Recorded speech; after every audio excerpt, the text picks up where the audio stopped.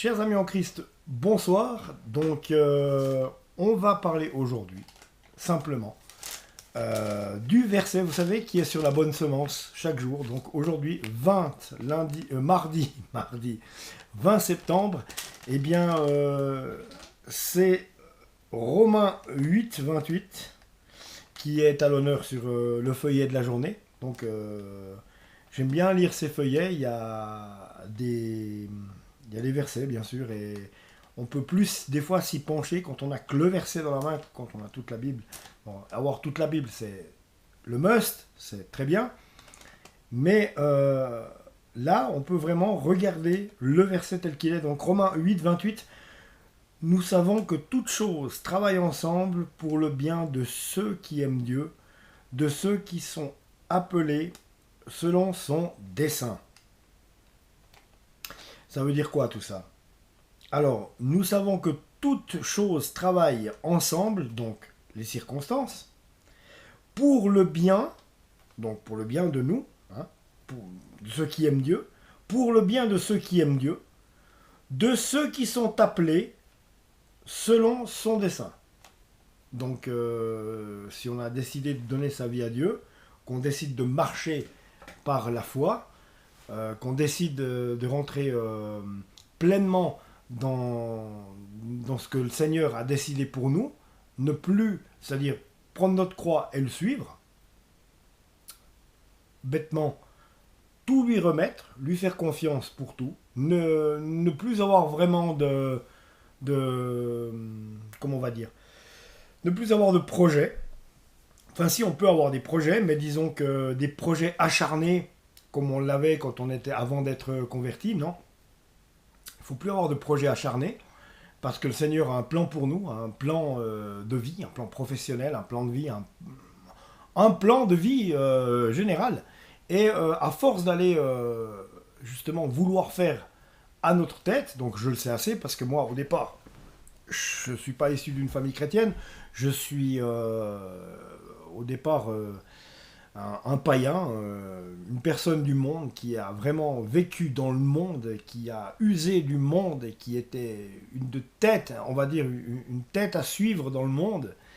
Et ce que je ne suis plus aujourd'hui, j'ai donné ma vie au Seigneur Jésus. Je me suis baptisé d'eau. Je remercie beaucoup l'Assemblée de Balek pour ça. À l'heure où je vous parle, dans une semaine, je me marie. Donc ma vie sera en règle par rapport au Seigneur, grâce à cela. Et bien pour moi, voilà, pour moi c'est ça. Et ce que je veux faire de ma vie maintenant, c'est plus faire ce que j'ai eu fait. J'ai eu été disque jockey, homme de spectacle, peint le monde dans toute sa splendeur. Et j'étais perdu. J'étais perdu.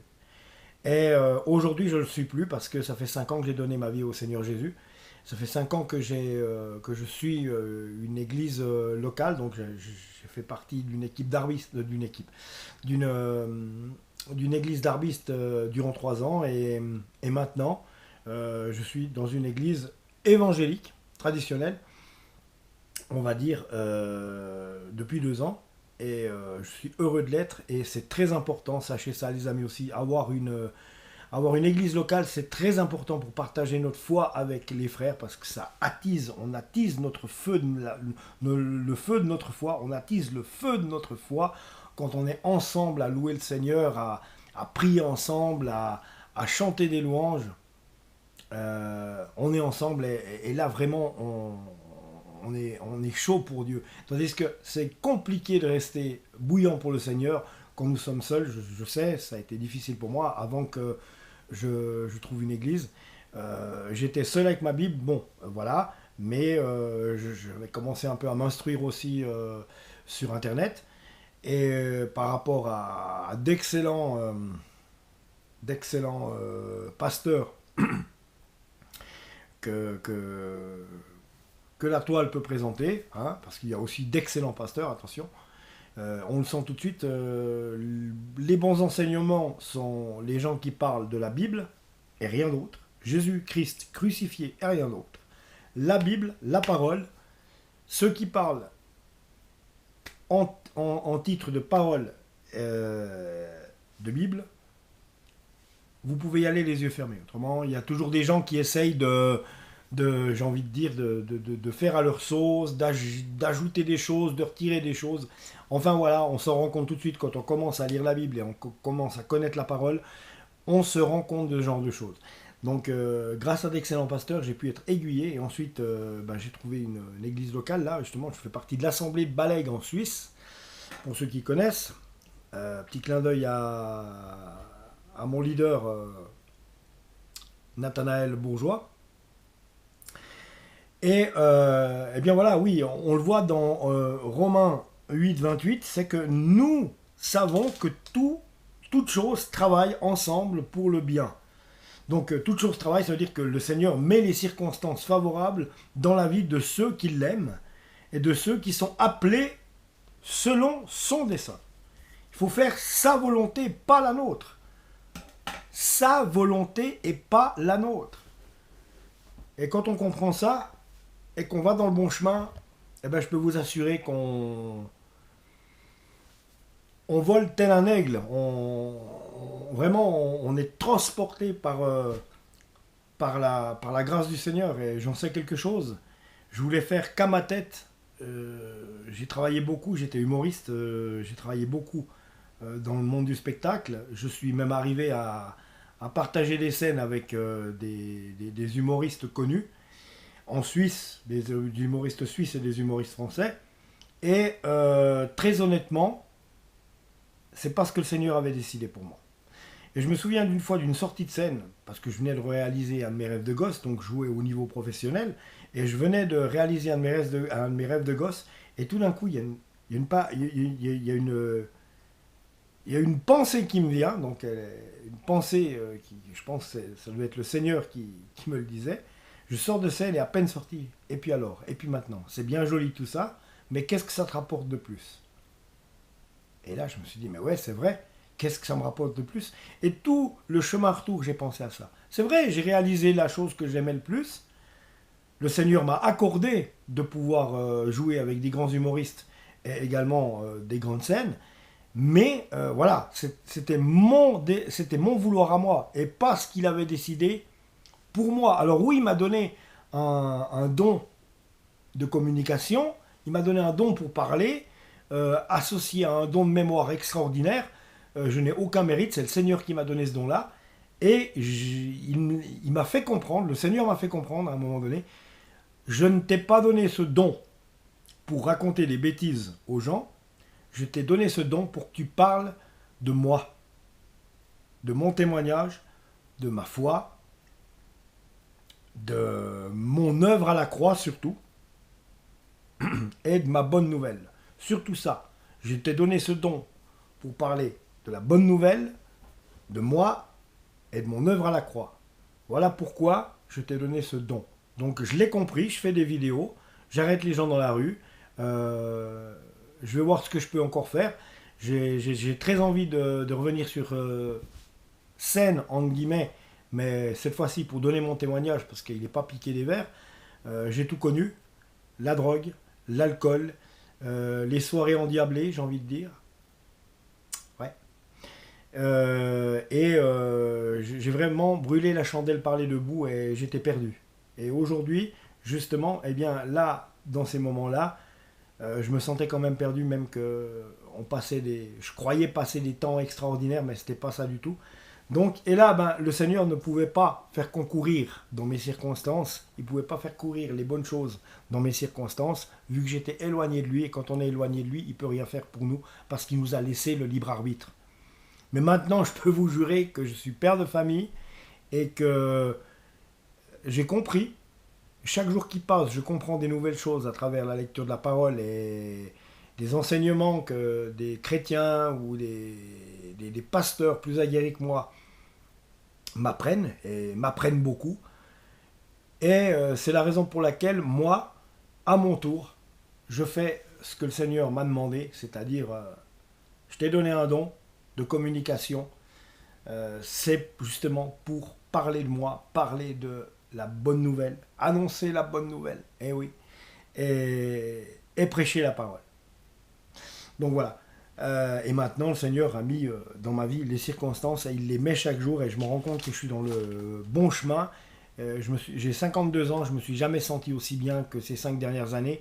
J'ai l'impression que j'étais toujours tourmenté jusqu'à l'âge de... Je suis venu au Seigneur à l'âge de 47 ans. Ouais, 48, 49, 50, 51, 52, ça fait 5 ans. Et je peux juste vous dire que je vis les 5 plus belles années, depuis que je suis avec ma femme aussi, parce que le Seigneur m'a donné ma future femme, qui est Valérie. Nous avons un enfant ensemble de 10 ans, qui est Dorian. On a attaché la charrue avant les bœufs, donc on va se marier la semaine prochaine. On sera enfin comment dire, on sera enfin avec notre vie en règle devant Dieu, entre autres. Et sur ce feuillet, il est écrit « Je sais en qui j'espère. Je sais en qui j'espère, je sais en qui je crois. Étranger sur la terre, je marche par la foi. Je sais ce qui demeure quand sonne un jour le glas. » Ah ouais. Je sais ce qui demeure quand sonne un jour le glas. Eh oui, faut savoir, c'est mieux de savoir où est-ce qu'on va avant qu'après. Vaut mieux s'en soucier pendant qu'on est vivant. C'est-à-dire, pour ceux qui ne comprennent pas là ce que je veux dire, puis qui sont non chrétiens, repentez-vous. Repentez-vous. Demandez pardon à Dieu pour vos péchés. Il vous écoute. Il est là pour vous. Il vous aime. D'un amour infini, incommensurable, insondable. On peut pas le mesurer. Donc repentez-vous. Jésus est venu sur terre. Il est mort pour toi, pour moi, pour tout le monde. À la croix. Il s'est laissé crucifier sur ce bois pour que nous soyons sauvés. C'est-à-dire qu'il s'est laissé crucifier et sur la croix, il a pris tous nos péchés, toutes nos maladies.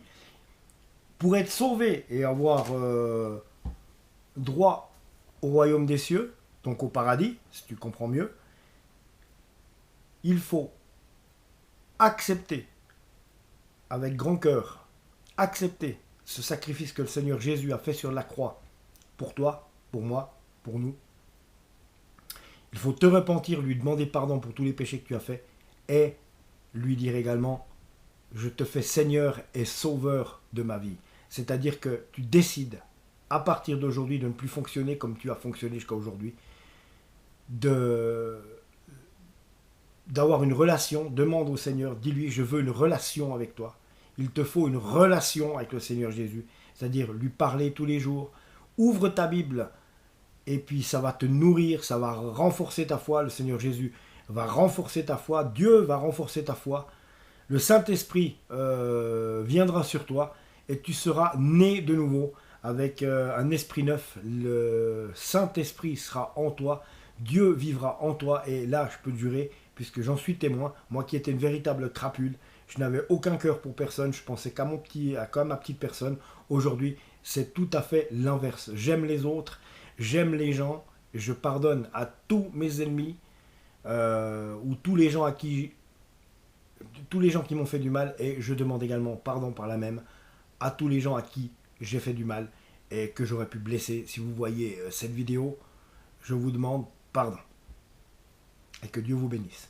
Donc voilà, c'est très important ce que je viens de vous dire là, c'est lui donner votre vie, c'est-à-dire de ne plus fonctionner comme vous fonctionniez, arrêtez de fréquenter les gens de mauvaise vie, arrêtez de fréquenter et de mettre votre cœur dans des passions qui sont humaines plutôt que de donner votre passion à Jésus-Christ. C'est la passion, l'attention, il faut la donner à Jésus-Christ. Dès que vous avez donné votre vie à Jésus-Christ, votre vie va changer totalement. Et j'en suis témoin. J'étais Monsieur Tuile quand j'étais dans le monde. Il ne m'arrivait que des gros problèmes. Depuis que j'ai tout posé, j'ai tout plaqué pour Jésus, en lui donnant ma vie, en reconnaissant qu'il est mon Seigneur et mon Sauveur, et en acceptant de tout mon cœur le sacrifice que Jésus-Christ a fait à la croix, soit de se faire crucifier pour me sauver à la croix, il a pris mes péchés, il a pris tes péchés, nos péchés, et je tartinerai jusqu'à la fin, parce que c'est ça qui est le plus important de savoir, c'est il s'est fait crucifier, et il a pris les péchés, nos péchés, les péchés de tout le monde, de toute l'humanité, de toute sa création, de tous les êtres humains, nés depuis le début des temps. Il les a pris sur lui. Et il a pris nos maladies aussi. Donc c'est pour ça, ne crois pas que tu peux être enfermé dans une maladie, car Jésus peut te libérer. Jésus peut te libérer. Il te faut prier si tu as une maladie, prier, avoir la foi, lui faire confiance et ne pas douter. Mais bon, pour en arriver là, il faut commencer déjà à donner ta vie à Dieu, à commencer à lire la Bible, à commencer peut-être à rencontrer des chrétiens, à leur poser des questions, et la faim et la soif de Jésus-Christ et de la parole te viendra. Voilà les amis, c'est tout ce que j'avais à vous dire pour ce soir. Je vous embrasse, abonnez-vous à la chaîne si ce n'est pas déjà fait. Et quant à moi, on se retrouve tout bientôt. Que Dieu vous bénisse surtout.